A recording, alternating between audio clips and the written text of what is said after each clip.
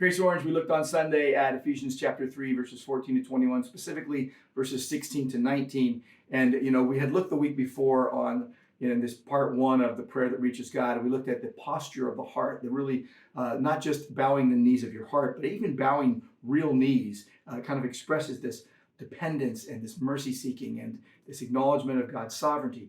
And then you get into the meat of the prayer in verses 16 and 19, and these requests, basically that God would grant you to be strengthened with power through his Spirit in your inner being. You notice you don't have to get it. You don't have to go find it. You don't have to be good enough to have it. Every Christian gets this. And it says that Christ would dwell in your hearts through faith.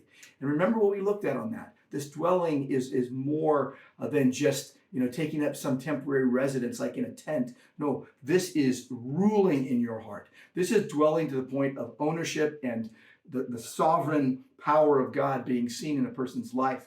And so dwelling, like Colossians 3, let the word of Christ dwell in you richly. Let the peace of Christ rule in your hearts. And this is the idea behind here, is that Christ is already dwelling in you, but that you would experience the fullness of that as you yield and surrender to him. And that you, being rooted and grounded in love, may be able to have the strength to comprehend with all the saints. It's for every Christian. So this is not some secret Gnostic knowledge. This is for every Christian, young and old. What is the breadth and length and height and depth? And we just went, verse after verse after verse of Bible verses, Old and New Testament, that just show the love of God. So beautiful. And then to know the love of Christ. And it surpasses knowledge. You think you know it, but you can't plumb the depth. You can't dive deep enough into it.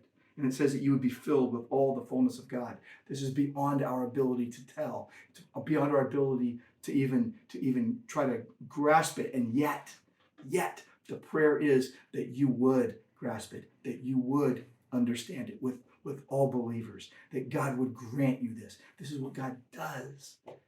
What an amazing God we serve.